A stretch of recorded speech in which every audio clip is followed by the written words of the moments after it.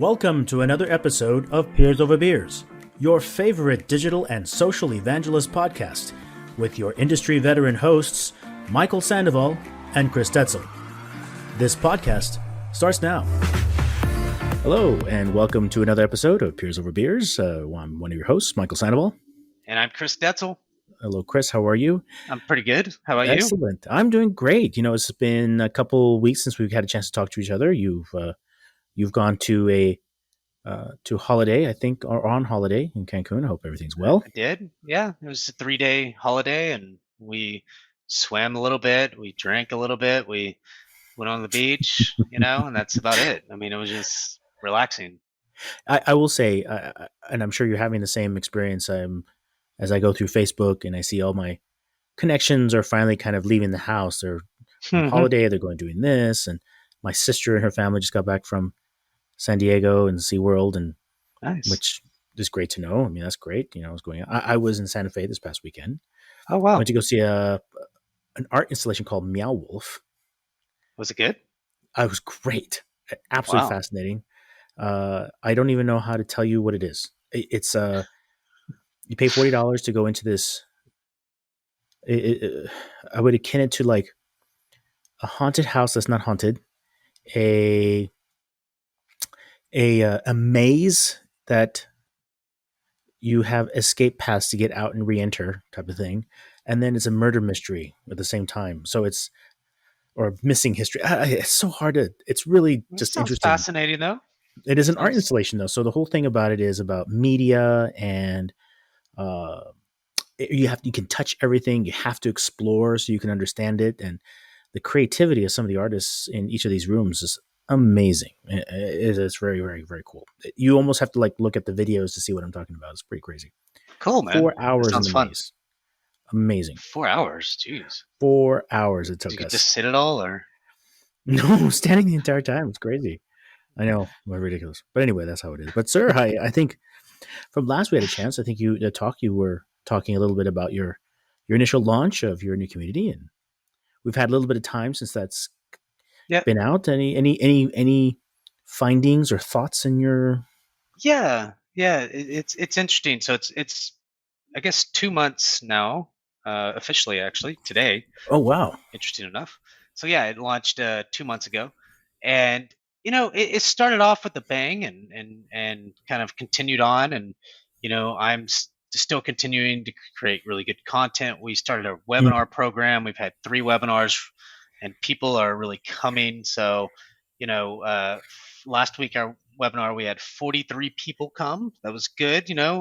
30 people RSVP'd or 35 people RSVP'd, and 43 came, which is rare, to see that. Usually it's half the people. The week before we had 53 and 37 people RSVP'd, which I was like, and even the first one we had, I think we had 33 and 20 something RSVP'd. So, which, it's a interesting trend, that more people show up than that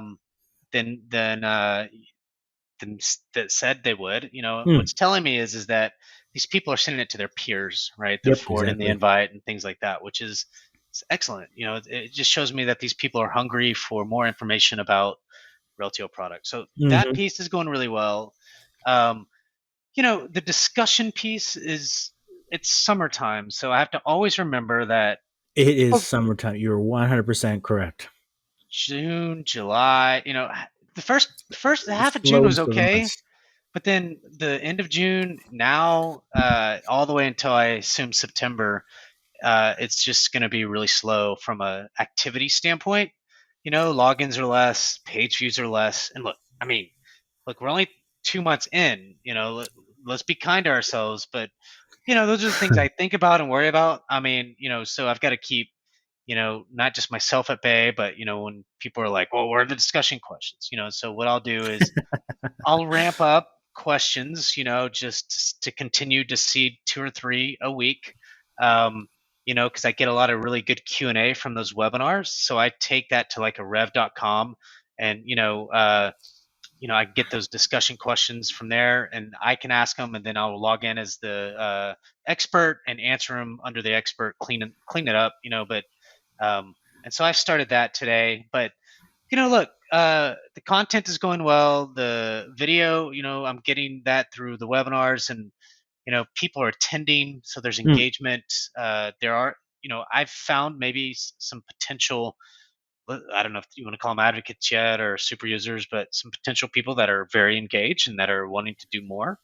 Um, and I have a plan for September. I think I'm going to change the webinar program up a little bit, Hmm. and do some of the same things, but also I'm going to start reaching out to customers to see if they want to do some stuff. The hard part with them getting to do stuff is legal stuff. So we'll see if I can drum up Always in the any. way. Well, what can they share? What can't they share? So I just got to figure out, how I'm going to do that. I'm just going to start reaching out to people, see what they say, see if there's some legal stuff or not. My assumption is that anybody can talk about their expertise. You don't necessarily have to talk about your integrations into Reltio or anything else. You could just talk about data governance or data stewards or data whatever. The topic is, and just kind of how you've done it in the past, how you think about it. People want to connect to peers and want to hear about that, and then even write blogs on their behalf. And things like that. So I'm gonna try to do like a 20-80 or maybe 40-60 split, between Reltians is what I call them, and or customers That's with the demonym, Realtians. Reltians. Yeah, Oh, Reltians. fascinating. Um, Okay. and well, that's what we call people that are employed to Reltio. Yeah, right. Yeah, But Realtians. then Yeah. there's an opportunity to really kind of think about how partners can engage. And so, so like our Deloittes and Accentures and those that are either selling our product and or implementing our product. So that's what's going on with me. And that's kind of what I'm thinking about for the future. And it's I wouldn't say it's slow moving, but it's there's some really good things and there's some things that need to be worked on, or at least it's always stuff that need to be worked on. Does that make sense? So I lot. So I was thinking questions that you were kind of walking through. How the webinars, were they pushed out as a result of the community, or is that a new thing that started because of community? It's a new thing because I started it. you know, Ah, very cool. I Interesting. built So it. that Yeah. is very cool. That's so that there's some pent up demand there, Oh, there uh, is. Yeah. that folks wanted to hear and see something from Yeah. Realtio. That's very, very interesting. So, and do you ever get like a lift Mhm. in some of your after a WebEx or something like that? Yeah. You get lift in logins by like double or maybe even more. Because they're interested, they want to read it real quick or whatever. So, and also activity in itself. Um, so so these webinars, the last three I've done, and to even this week, aren't really necessarily engaging, or you don't have to go to the community to engage in it. You just click Right, on right. you have to go to the community to log in and RSVP for it to get it. So that's positive. But the ask me anythings that are coming up are Yes, going to yes. be a lot more engaging in that way, because I'm going to push people to. I'll post a question around, what kind of questions do you want to ask our founder, CTO, and that kind of stuff. And I'll send emails out a week or two beforehand to see if I can get 5 to 7 questions, and then that will push activity in that way. And then so, but from a activity like discussion question or people posting, this doesn't seem to drive a lot of activity specifically on the community itself, the online community, but it drives interaction between people, once they're on that webinar and something that they're interested in. Plus, as I've said 1,000 times, it gets me video that I record, it gets me some blogs Right. that I can start doing, embed those blogs and some activity and engagement, during the webinar. So Has marketing ever had a program like that before, or is it the first time? no, they have webinars, so it's not that they don't have them, but they're just very high level. They're not. Mm. They're just talking about the high level stuff. I'm not talking about the high level stuff in general. I'm not saying I would never. Uh, if somebody asked me that, if like our founder CTO Manish said, Chris, I want to talk about this data governance topic at a high level. Okay, Mm. great. We will. But um, but really, I'm just trying to get more in depth. I want people to use the product better, to know it more. I want them to be able to use our APIs, and understand our APIs, and I want to get granular if we have to. Get some code out there, that people need and want, that's going to help them, adopt. Adoption is the key, at the end of the day. The So proverbial, you build it, will they come? no, it's not just adoption on the community; it's adoption on the product. So Okay, got it. is what I'm talking about. Is how do I if customers can connect with each other and say, hey, I've done this thing, and I used it like this, and I use this. I'd be curious to see what you're thinking, why you would even do it that way. I saw a post today, kind of like that. You know, Yeah, uh, there's a lot. There is a lot of. Yeah, again, I remember from my old hat. There's definitely a lot of, we'll call them, I don't know if it's the right thing to say, alpha engineers or alpha developers. It's just people who,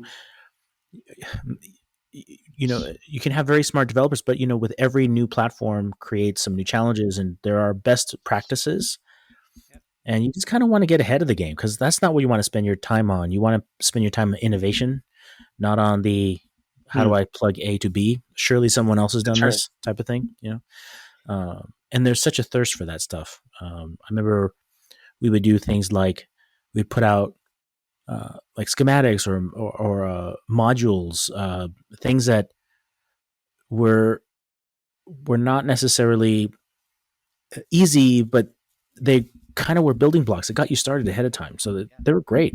They're great stuff.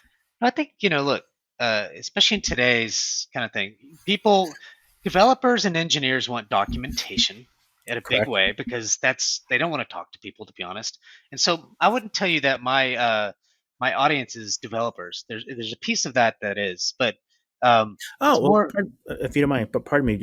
Who is your audience for me? yeah, it's more like data stewards, it's enterprise architects, it's directors of Ah, enterprise architecture, okay, got it, got it, got it. it's solutions architects, data whatever, you know what I mean? Like those are, I mean, they're putting stuff together, like think somebody on Ujwal's team. So not like a Jeff that doesn't want to talk to anybody, but some of these people do have business acumen, but they also have, technical acumen as well, in general, not all of them, but um, an enterprise architect would, or director of enterprise architecture, or somebody in information management. These are people that are driving conversations on, on the Reltio community. So, um, you know, but I mean, we do have a heavy developer presence, and I think there's a big opportunity to capture that. But Right, right, right. just as Marion said, one time, you remember her. That's Yeah, an old colleague of ours in Germany. at the moment, that's not my pile of shit. You know what I mean? So it might Very be German at some direct. point, you know. But but there is an opportunity, but you got to focus in on what you can focus in on, and today that's getting people to use our products better, and through our community. Oh, So, it's just people you miss, Yeah, I I love it. know, I Michael, know. you have such flowery words. Yeah, I told you she said that, and he's so flowery. I like him a lot. Oh, I wish I don't have words like that, Chris. That's funny. I just love it. That's a very kind way of saying he can really give some bullshit. Yeah, yeah. Well, the Germans, man, they're. I did a podcast this morning with a guy in Munich about communities, as a matter of fact. But they Great. all have that. They all have that uh, accent, like Yeah, that's that kind of, yeah. I don't know how to explain it. German accent. Yeah, it's just a very yeah. It's great. I love talking to. They're very blunt and to the point. So it's great, and it's fun. Not to get totally into the rabbit hole, but yeah, just I remember we had to spend some time talking to people like, is so and so mad at me? I remember one of our old friends, Ujwal. No, they're not mad at you. They're just very direct on their questions. So they're not going to spend time to say, "Hey, would you? Could you? Would you? How possible uh, that? Which? It's just like I don't like it." That's right. You I are mean, wrong. Marion said to me several times, Chris, just get to the point. What do you want? I was like, I just want you to do this. Okay, I'll do it. I'll do it. Exactly. Okay, all right. That's all I got. Bye bye. Yeah, it's great. It's so funny. I love it. I love it. Well, we are relationship builders fundamentally, so it's kind of funny. That's right. But you learn, man. I mean, like every culture is literally different, and so you're just like, I remember working with. I don't know how we're getting off to this, but the Israelis. I mean, different culture. They are actually very warm, but they're very blunt as well, and Mm-mm. so, um, but it's still a little different. You don't know, so you have to be very, I say cautious, but you have to be alert and understand how people work. The French, were very difficult at first, for me to get to work with, but eventually they come around, right? They have to have some coffees and have some lunches and You just need dinners, to and know how you work the culture. That's exactly correct. Yeah. I mean, literally, they don't make a decision right off. The No. French just, well, No. 5 months later, all of a sudden, we're ready to do this. Yes, I'm like, exactly. ready Okay, to we do got what? what This thing what you talked about like 5 months 5 ago. months ago. I was like, oh, okay, let's go. And they'll do it very well, and so it's just, uh, it's just interesting to work with different cultures. So, I'll get off that, but 100%. One of the things I miss in my current venue, my current affair, if you will. But no, I love it. It's funny. yeah, I get to use it as anecdotes. And probably getting tired of it. It's like, oh, I remember one time when I was, you know, dealing with the Germans in this particular manner. and they're like, Makes it sound like, oh my god, here goes this guy again. yeah, Yeah. well, No, please you get tell us, Mike. you get to work with, a different culture, right? I mean, No, you don't know exactly. It's a completely different culture. It's kind of funny. It's my own. I boomeranged a bit as folks know, exactly.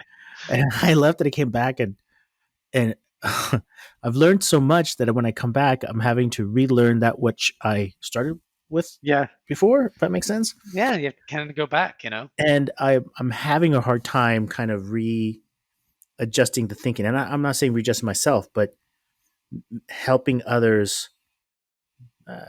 Be very careful how I say this word. Tune into my thinking, if Yeah, that makes sense. that's what executives do. You have to start. No, I'm serious. You have to tune into their thinking. If you don't, I mean, you have to probably tune in, but they have to tune into your thinking, right? Because, Yeah, but that's at anything. If you're executive at anywhere, they're gonna have to tune into your thinking. I mean, that's yeah, just and the it's a reality. very interesting thing. So we were talking about what we were been working on, but one thing I've been able to kind of as part of greenfielding a digital organization, as the other partner of yours is IT, Yeah. and helping my IT partners kind of start thinking in a different way. I think right now the best way I would say our IT department is structured, both financially and organizationally, is around keeping lights on. Nothing wrong with that. Right. It's preventing shit going down Yeah. and making sure the lights turn on. Pretty simple, right? Everything else they will give to consultants. They will Yeah. send it off, and it's worked for them for many years. But now, as we kind of enter this new phase of digital, I've Mhm. akin to this idea of we're transitioning from the physical to the interactive. Physical meaning, branches, brick and mortar, people in those branches to kind of manage the facility requires a different phase when you look at everything is being connected online, virtually, information is now being sent through server. How do you manage those data? That's a different skill set and more people. So I was kind of working with, not kind of, was working with, kind of created this. I think it's one of those like, oh, this is great. This is awesome.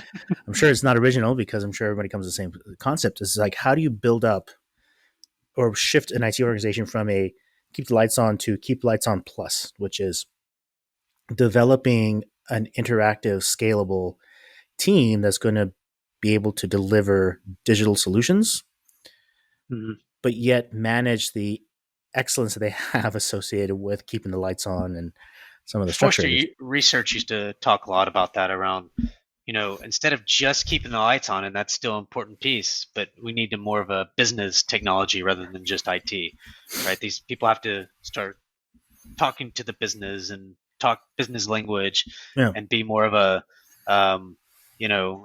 consultant to the business, to make sure that they can get their stuff done, rather than a no person.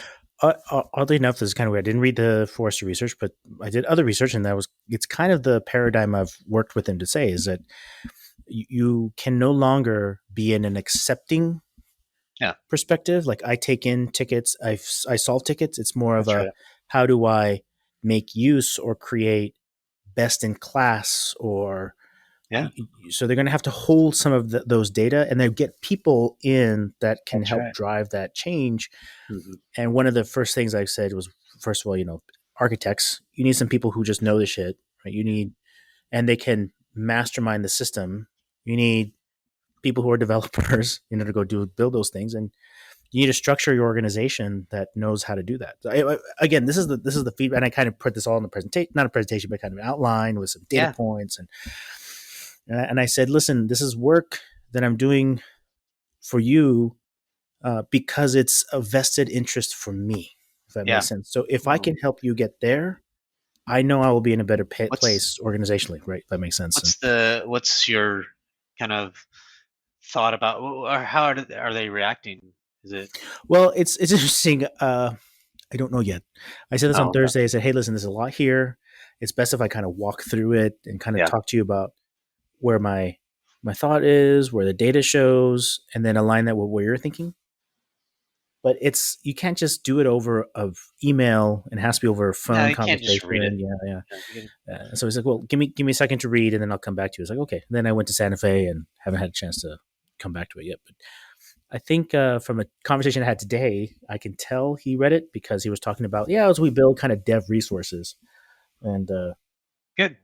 Our competency, and I'm the only one that uses the word competency. I like it when some of my jargon starts getting into others vernacular. But it's important, like if you're going to speak the same language, then you have to be, No, it is. It's kind of fun. And I got a new person in, and congrats. I was thinking about our time because I was upfront about, listen, I'm going to spend a lot of time literally diagramming how this works. And I love that. It's funny. I'm going to turn the camera on so don't get seasick. Whoa. But you see the whiteboard there? Uh-huh. Those are all me talking through, this is how it works. And I spent an hour doing e-commerce 101 because I felt, listen, this is the foundation. It reminds me of Devishish when he would do something like, it's pretty much conversion. What's a conversion rate? Conversion rate is, blah, blah, blah, blah, blah. And I said, that's it. That's all you need to know about e-commerce. The rest is just the detail. It's all conversion. It's about conversion and scene. Yeah. I'll teach you this other stuff later. Yeah. We spend our time optimizing two things, call to action and total traffic. So, there you go. So you get a new person. That's good though. Yeah, no, one. And it's very interesting because as I tell folks, if you're in the digital space, it's a really good time right now. Yeah, very good. Not just digital, but even IT and just, this is what it is, right? So it's the shift we've seen for COVID. People are just moving. They have accelerated that digital curve quite quickly. Yeah. So that's very interesting. So it's hard to get people. But no, I'm good. I'm glad. Yeah, that's what I've been working on. Good. Wow. I like it. I'll be interested to see kind of if you change any minds, and it sounds like you've already got people talking the language a little bit. Reading some of your emails. When I see the final presentation, like none of my shit is in here. Yeah. Oh. We didn't even know what you're talking about. We just said, like, oh no, it's a bunch of diagrams that we just, frankly, we said some words, want to make you feel better, but other than that, thanks. Maybe next time. Okay. See you next time. Appreciate your help. Yeah, we'll just do what you got to do, Michael. Do what you got to do. But I need you to do this first. Well, we will. Yep. Yeah, next time. That's okay. Yeah, next time. So. Oh, my friend. Well, Chris, as always, we've come to an end of another fine podcast. Thanks for your time, sir, and we'll get the chance to to say hello again probably later this week. But as one of your hosts, my name is Michael Sandoval. And I'm Chris Detzel. All right. Talk to you guys later. Bye-bye. All right.